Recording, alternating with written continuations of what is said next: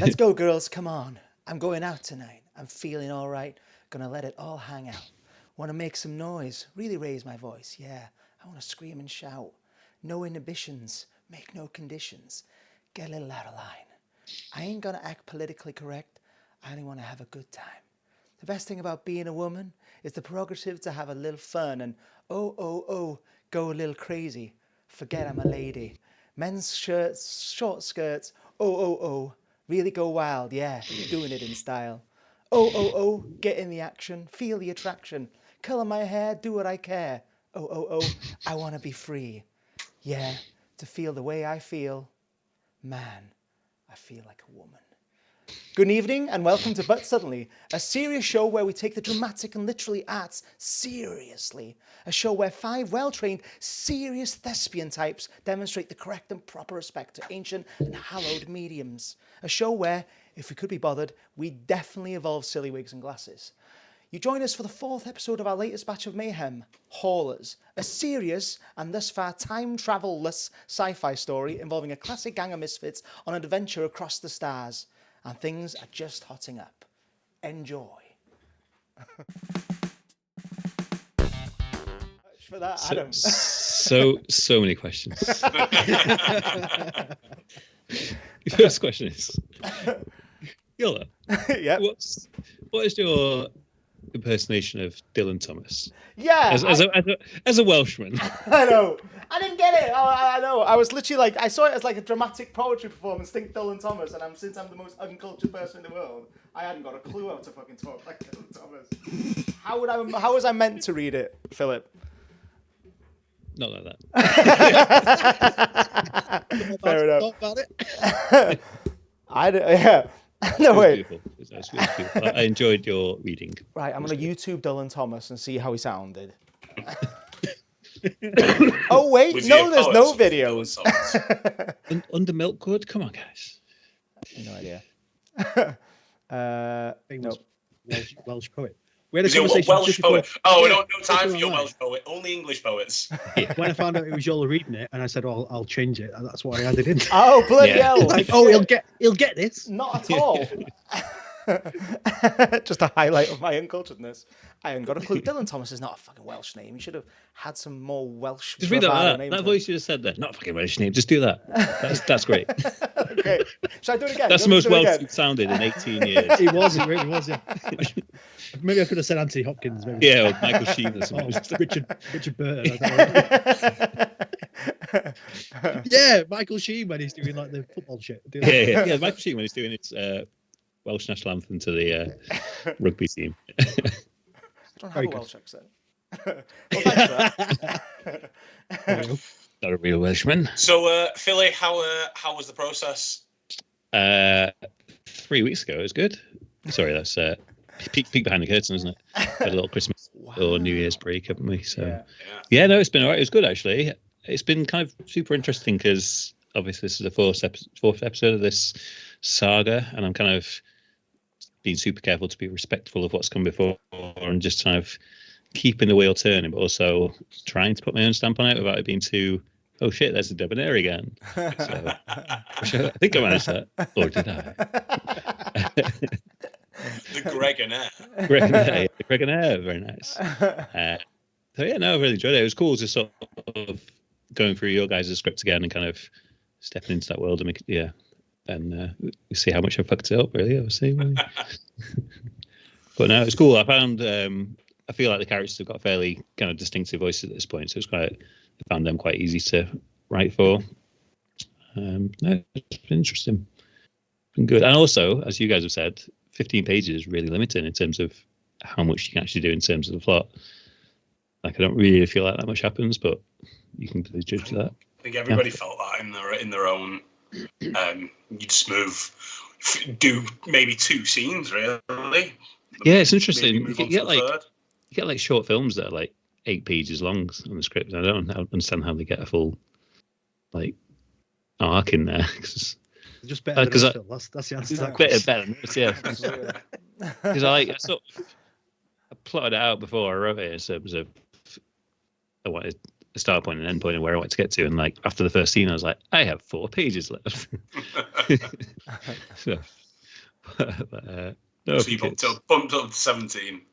Yeah, sort of. So what is it? What's it reading as on the actual 22. document? 22. But yeah, so it was. There's 2 pages of Burge and 1 pages of Saga.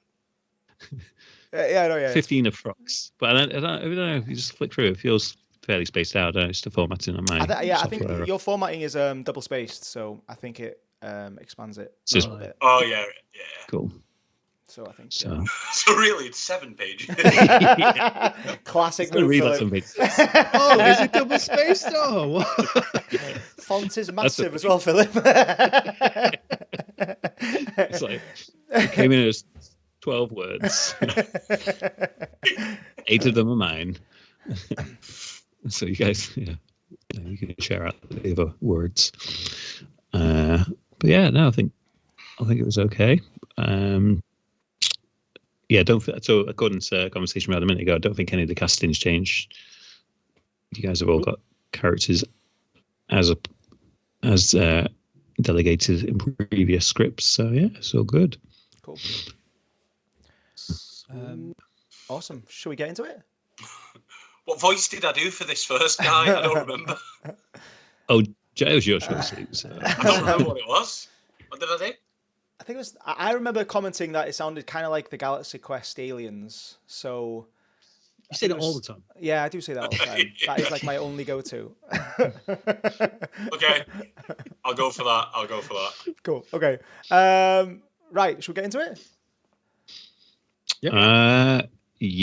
Luke We Williams, have to I remember need where we're up to with the previous story. Yeah, do we need a bit Well, of a recap? I suppose we Yeah. sort of get that a little bit through Burge's initial pages. Yeah. We had yeah. Luke, So do you want to give us a quick story so far, as you understand it, since this is your realm? Yeah, sure. So we have 3 central characters. We have Greg, we have Sato, and we have K11. And they are the crew aboard the Axial Tilt who came to a space station I can't remember the name of to drop off some goods. And in the process of dropping off some goods, they also picked up another job. As they were leaving the station, they ran into a little bit of trouble, or not necessarily trouble to begin with, but they met Philo. And as they were leaving, there was some trouble, I recall, some police-flavoured trouble. And as they left, toward the Axial Tilt, there was a little bit of commotion, and there was a chase of sorts that ensued, which was very well written, as I recall. And we have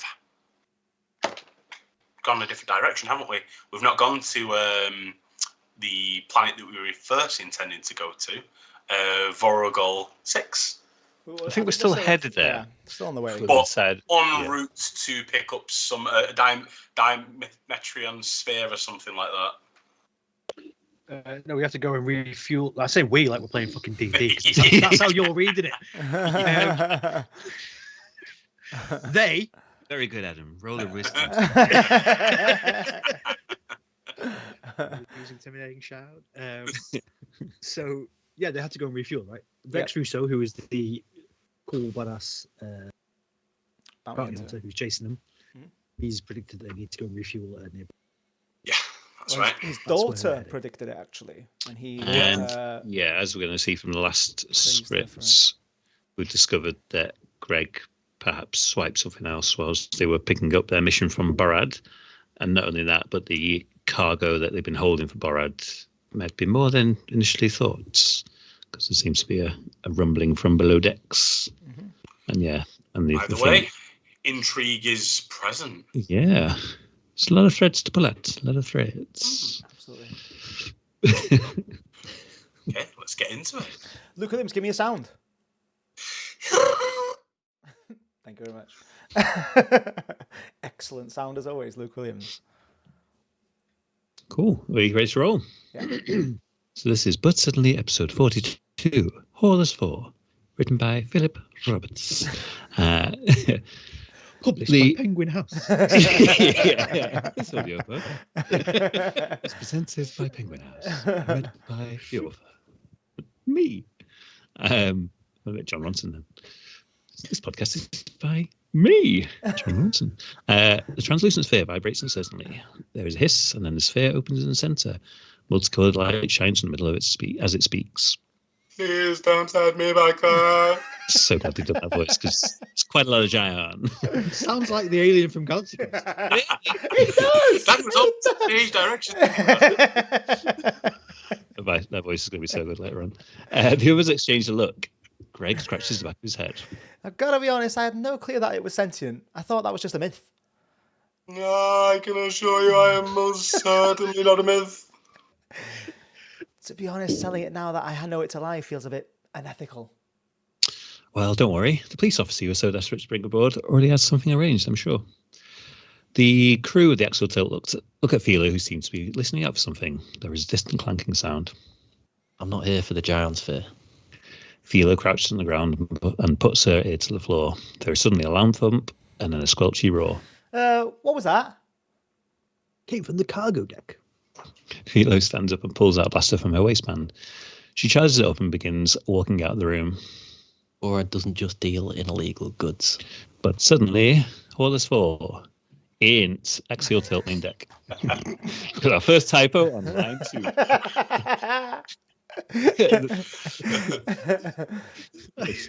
I proof for it. It's fine. My program types those automatically, Phil. What are you playing?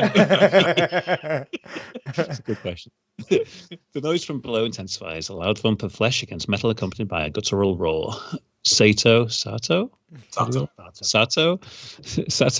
to Greg with a resigned, knowing expression of someone who has dealt with Greg's lack of attention to detail on too many occasions. Greg, what exactly was in that storage container? Don't look at me. Borad just said it was a Category 2 consignment. Which means... Oh, I don't know. But it's Category 2. Can't be anything too intense. Okay, any insights? K11 steps between the two. His face switches to a puzzled emoji before transitioning to an angry face with jagged mouth. Oh. Indeed. Category 2 creatures are to be handled by only the most experienced zoologists. Great. Why might that be? Because of their lust for human flesh, of course. Well, the three are locked in conversation. Philo slips out into the corridor with the giant sphere hovering alongside her. The others pay no attention to her departure as K11's face switches to an 8-bit depiction of gnashing teeth. Sato looks horrified, turning to Greg. You didn't think to assess the cargo before we load onto the ship? Greg shrugs nonchalantly. What? Don't look at me. Kay didn't say anything? Well, actually, sir, I distinctly remember informing you of the characteristics of Category 2 consignments upon receiving the job description. Hey, you never... A rerunning sound emanates from K11's audio box, indicating he's preparing audio for an exact conversation. Okay, so maybe I wasn't listening, but it's fine. We've dealt with worse. You mean we've dealt with your ineptitude before, right? All right, there's no need to throw words like ineptitude around. What word did you use? I like to see it as more of a refined casualness. It always gets us through. Sato, looking aghast, plants his palms to his own face. Greg shrugs before looking around. Hey, where did Philo go? Greg looks around, Sato turns back to K11. Perhaps we should hasten our cruise towards a refueling station. Another loud crash comes from down below, in case things continue to escalate. Meanwhile, interior, Borad's office. The gargantuan frame of Borad sits back in his chair, his arms filling every inch of his tailored black suit.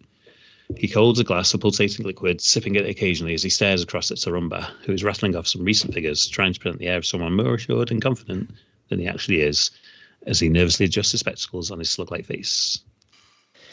And the quarterly figures from sipping indicates a 7% increase in efficiency.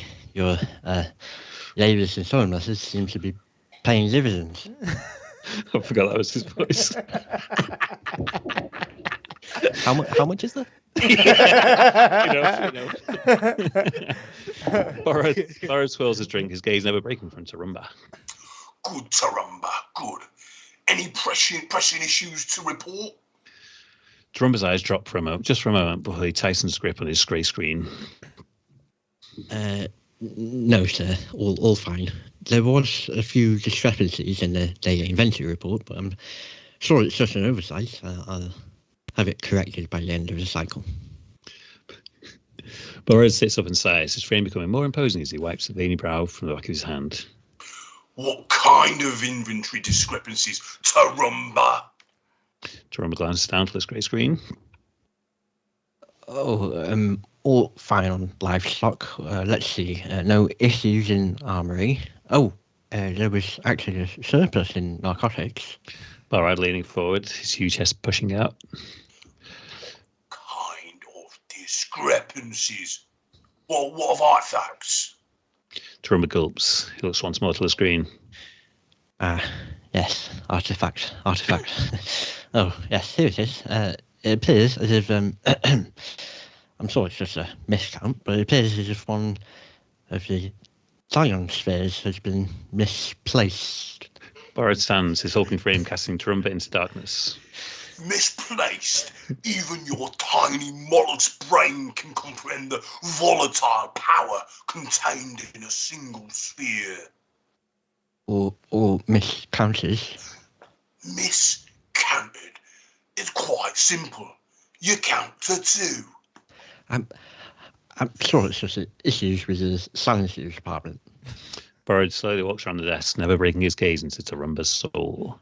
Cut 2. Interior, outside Barad's office. Two heavily armed security mechs are stood by the huge golden doors of Barad's office, passing the time. So I says, incubate her. I hardly know her. Good one. A huge roar. Sorry, Adam. I got that last time. A huge roar emanates from behind the doors, followed by a terrified squeal. And a loud squelching sound. The mechs glance at each other knowingly. Bounding footsteps increase in volume before the golden doors swing open violently. Beyond, we can see a viscous trail from the desk with only Tarumba's glasses and tablet remaining amidst the viscous mess. A case for sanitary indeed. Barad barely breaks his stride as he acknowledges the mechs. Clean it up. He knocks one of them out of the way as he storms off down the corridor. The mechs glance back towards Tarumba's remains before looking at each other. Your turn. But I did it last time. They both straighten up, turning heel back into the office. Sarumba, no! He deserved it. Classic Phil. Yeah, I'm less concerned about Trump. We can revive him. Has a twin. Barumba. Barumba. In my head, he had like Mufasa's voice. He was like, Barumba. Interior ship corridor. Philo is walking cautiously along the corridor, her weapon readies as the surveyor hovers close behind. Hey, thanks for keeping me company. I've got this under control, though. Have you dealt with Cat 2 creatures before? Unless you got Borat, then no. But I'd sooner put my trust in you than in your imbecilic travelling companion.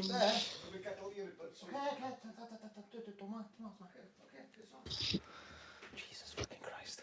Closed means nothing these days. Sorry, do that again, Luke. I'll cut it out. Unless you got Borat, then no. But I'd sooner put my trust in you than your imbecilic travelling companions. That's fair. The noise grows louder as they approach the source of the commotion. Philo gestures for Jan to stay near as they approach. It might be useful if you can create a distraction. Interior, main deck. Cale Evans departed to the cockpit. Greg and Sato hold back, scanning through a dusty old security station lined with half-working monitors and debris-ridden controls. Sato is sat at the terminal with Greg standing over him. Sato looks disgusted. What I told you about eating was at the controls. What? A working man's still got to eat? Sato's face contorts as he flicks away the remains of something resembling Monster Munch. He continues to scan through the camera feeds, clicking occasionally on the sticky controls. There she is. Screen shows Philo and the sphere standing by the cargo doors, seemingly preparing to enter. One of us should help her. Bagsy, not got it. Not it, sorry. Are you serious? Not it. Sato turns to Greg, bewildered. You seriously going to absolve yourself of a responsibility? Ship's captain needs to stay on the bridge. A captain's responsibility is to maintain the welfare of his crew. I thought you fancied her. Greg seems to be wavering. Yeah, but she looks like she can handle herself. What would your father have done? Greg's shoulders slump. Fine, but don't say I never do anything. Greg picks up a poorly maintained stun baton from nearby weapon cache. I've got a bad feeling about this. He dashes to the corridor and heads off in the direction of the cargo bay. Interior corridor, entrance to cargo bay. Philo's hand hovers over the green entrance button to the cargo bay. So we're clear of the plan. Yes, I'll zoom over to the other side of the bay and get its attention, drawing it back into containment. You will shoot it with your phaser, which will allow us to seal the container and oppose. Imagine if this was an actual film. That character was just that was just the way it spoke. That's right. He's not seen Galaxy Quest. Yeah, that's right. So it's a final check of a gun before pressing the green button. The door zooms open and the roaring intensifies. The large cargo bay is mostly empty, with a large steel container sat in the middle. Its door has been broken down. A monstrous bear-like creature with scaly flesh, 6 legs, and 12 eyes immediately spots them. It lets out an almighty roar and immediately sets upon Philo. Go! The sphere zooms. There you go. The sphere zooms in the direction of the creature, who immediately attempts to swat at it. The sphere evades it, its light flashing as it flies in circles around the monstrous frame. Philo tentatively steps into the room and raises her weapon. I'm not sure this will work for much longer. The creature watches the sphere flying around several times before beginning to lose interest, regarding the sphere as a mere irritant. It swats once more before lifting onto 2 of its legs and switching its gaze back to Philo. Just keep going.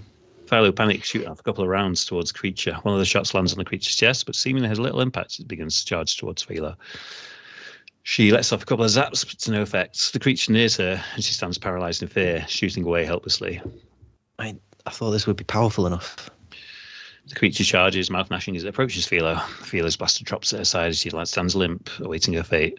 But before the creature arrives at its prey, Philo is yanked from the spot by panting Greg, back into safety of the corridor. Greg, where did you... No, time.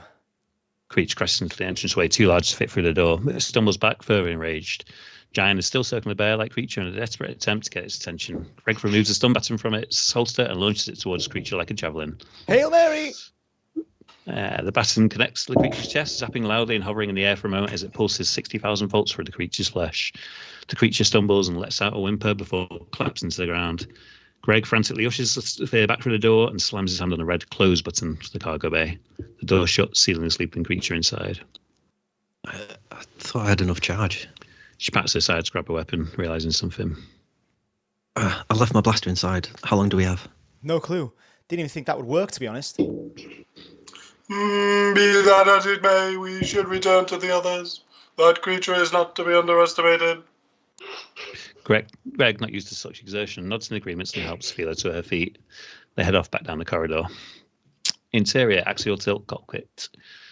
Sato and K11 are wasting no time at the cockpit controls, working in tandem to move the ship into hyperspeed.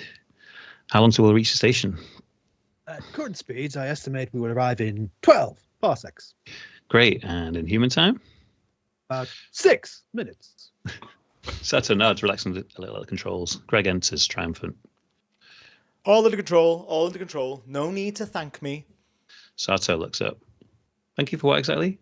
The Category 2 creature, all wrapped up in a neat bow. Maybe I should be a zoologist. Right, yeah. Thank you for bringing us a lethal creature aboard without any prior warning. Thank you for recklessly endangering our lives and having no clue how to run a ship. And thank you for being so incompetent that the only reason we're still in one piece is through sheer bloody luck. You're welcome. Greg slumps into the spare seat in the cockpit. How are we getting on? Just waiting for K to obtain clearance. K11 is talking into a microphone on the cockpit terminal. He's adopted the practice discourse of an airline pilot. Control, this is XD 1138 requesting immediate permission to land, refuel, and disembark for recreational purposes. A confused voice comes back over the comms. Oh, sorry, it's Burge. Yeah. Yeah, sure. Just pick a free lane. Roger. We'll proceed at 8 clicks and begin slow descent, requesting lane 16 for clearance. Yeah, honestly, mate, it's not an issue. Just pick a free lane and head down. Affirmative control, proceeding with descent at 4 clicks. Visibility remains clear. Great. Will that be everything? Only my Zap burger is getting cold. Greg's ears immediately perk up as the comm link closes. Zap Burger? Oh God, we have to get Zappys. They do the best galactic waffle fries. If you ever think of anything other than your stomach, it's imperative they get in, refuel, and get away as soon as possible. Oh, come on, you heard K. Refuel and recreation. We've all got to eat. Exterior, outer space orbiting the Quinto refueling facility. Vessels of varying sizes are zipping around a huge, multifaceted refueling station. It seems to be a busy but smoothly run operation. The axial tilt approaches lane 16 as requested and slowly lands on the platform. Around a dozen small green aliens dash out. They're carrying a large tube which they attach to a pipe on a tilt. Liquid begins to pulsate through the pipes, the aliens running around in coordinated fashion. The landing ramp of the tilt clanks down onto the platform as the crew step out onto a planked concourse. Exterior, Quinto refueling facility, concourse lanes 9 to 16. Surveying the vast assortment of species, varying in shape, size, and molecular form, Philo turns to the giant sphere. Maybe best if you sit this one out. There could be all manner of unsavory types. Hi, hello, Dilligan. The sphere returns to the ship to a more subtle form before rolling back onto the ship. Philo gestures to a large queue. Guess we best get in line. Don't want to be here longer than we need. Greg, hopping with excitement, dashes to the back of the queue. Zappys, Zappys, Zappys! The others follow him into the line. I don't understand why you're so excited about the process nonsense. We have perfectly nutritious rations on board. Zappys! K11 emulates Greg's excitement and begins to quote a jingle from a commercial. Zappys, Zappys, blast off taste burgers from outer space. Juicy cosmic outer sight, every bite a flavor flight. Sato rolls his eyes, looking at Philo for support. She chuckles, stepping into line alongside K11. A young girl approaches, looking lost.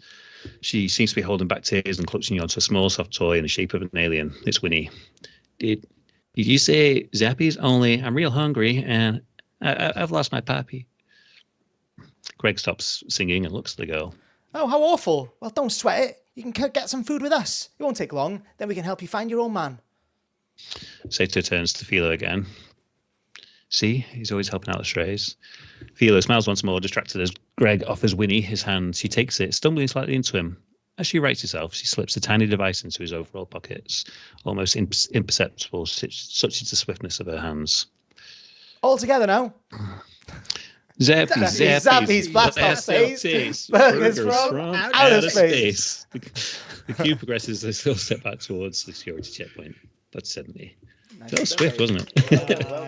Well done. Well done, mate. Excellent work. That did feel quick, though, didn't it? Yeah. Was it quick? I was the same. You just blast through it, don't you? Yeah. Into outer space with the Zappys burgers.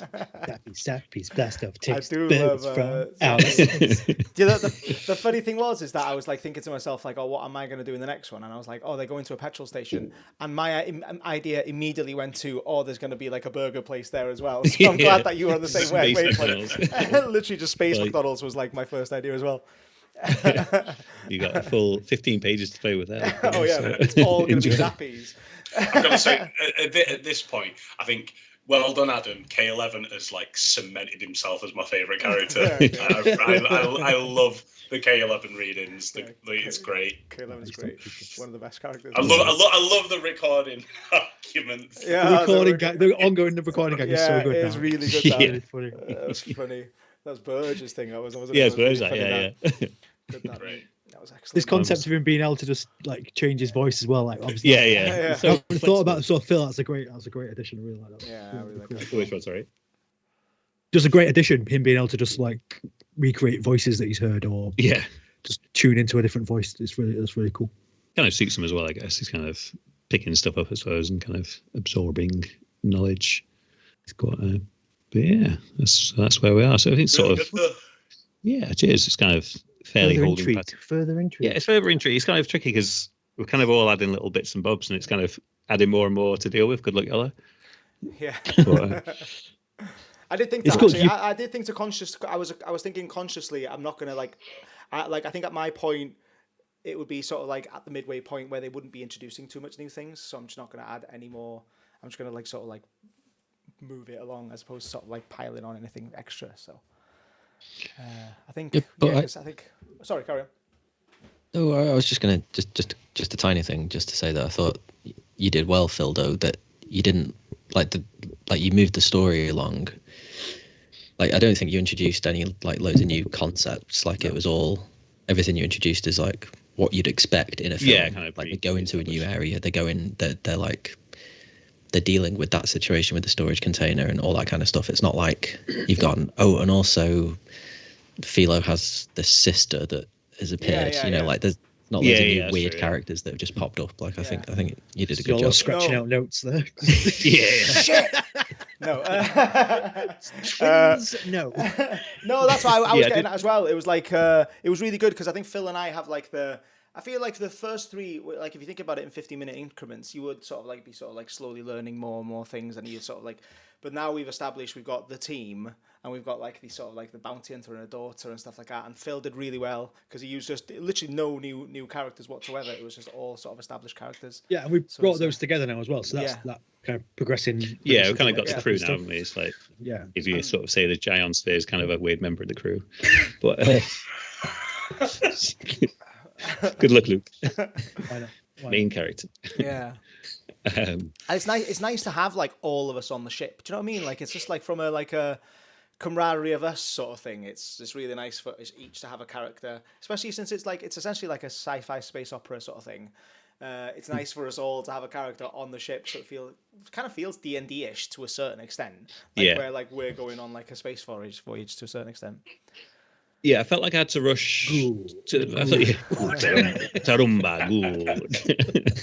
I felt like I always wanted to get to Quinto, and I kind of wanted something to happen with Winnie/Vex, where it's clear that they're still tracking them or whatever. But I also felt the need to deal with the storage container. So I felt like I had to rush that a little bit. I had a couple of ideas for that I just didn't have time for. And also kind of Borad's rage at learning that the sphere's missing, but also his reaction to that kind of felt like it had to. You've added a sort of an element of intrigue there as well, because you established that there's two spheres. So I wonder what the two spheres could have, like what they could sort of amount to a certain extent. You've given us like a little bit of like it could just be there's just two spheres that he managed to amass and that's it.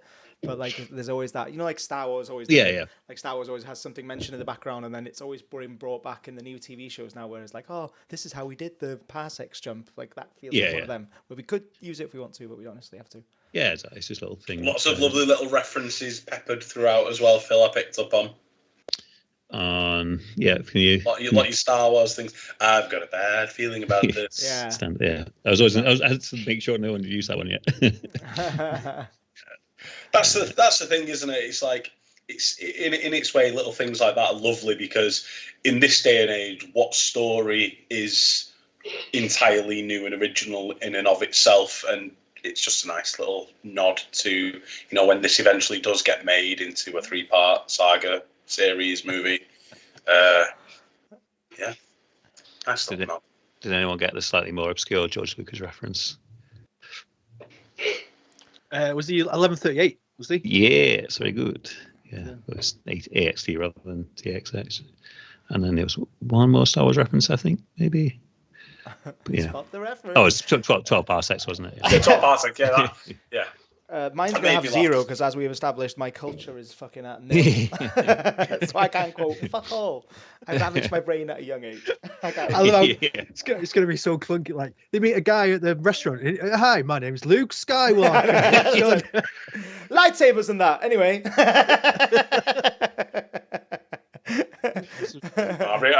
I really like the parsec. You used it right because parsec is a measure of distance, not time. So when it says 12 parsecs. But the way Star Wars got around that is that because they were going at light speed, they got there quicker at shorter distance. It was a shortcut he managed to find, and I think he did it in like Lando or whatever, didn't they? Which was shit. Thanks, Solo. Solo, that was it. Solo, that was the one. Cool, well done, Phil. I enjoyed that. Yeah, that was really fun. Nice to read as always, guys. Always bring it to life. Thank you very much. I enjoyed Incubator. I barely know her. Although I wasn't expecting your robot voice, but it threw me if I'm honest. I didn't know where to go. I love a little robot voice. I can't match that. Sounds right. You don't want to get typecast as robots, Adam. Yeah. I very much enjoyed Adam's for years. Adam's reading of K11 doing an robots and gentlefolk. Yeah, I enjoyed the pilot bit was good. Yeah, that was really fun. You could tell you were having fun with that. That was a really good bit. I really enjoyed it. I was a bit worried about it being too sort of, I don't know, like airplane type sort of silly humor, but no, I think it worked well enough. No, I like it because because I've obviously been sort of like and I think since last time when we were sort of discussing about like me possibly doing the next one stuff, I sort of like had tenuous ideas. So I was trying to gauge what you would do and where you would get to.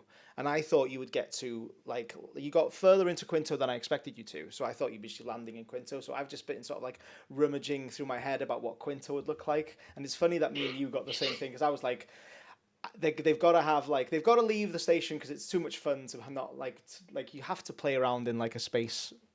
Yeah, petrol station type thing. Yeah, Yeah. you have to. It's so much Well, the fun. idea it's essentially just like a services. But Yeah. It's just a services but in space. Really Yeah, good. love that. Shit.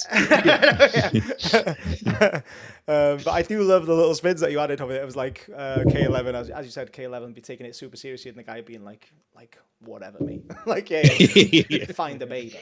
And I like I really like your descriptions of like little men, sort of like.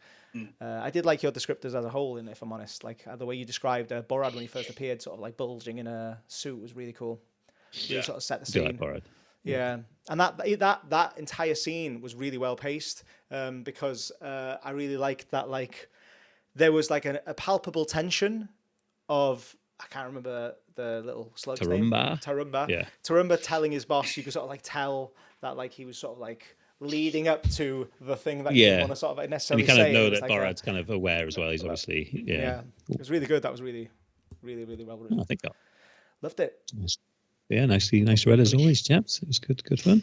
Good time, so I can pass on the baton now to the resident Greg.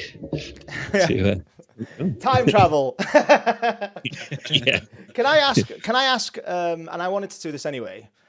Obviously, where I feel like I'll just start writing 15 pages and I won't get much anyway. But I feel like I don't want to like do the inappropriate act. Like I don't want to be like sort of like just still setting up and stuff. Is it at this point now we'd possibly eventually set off to the final planet, do you reckon? Where do you think? Yeah, that's what I was assuming. And then with like Vex Russo in close proximity, I guess. And do we have an established canon as who Vex Russo is actually working for? He seems to be, because he was talking to like mysterious forces, wasn't it? But it could be linked to Borad, could be linked to some sort of like empire/government agency. Yeah, it's not actually been established, has it? But could be working for his dad. Could be working for his dad. That's not necessarily dad. Yeah, that's fine. Yeah.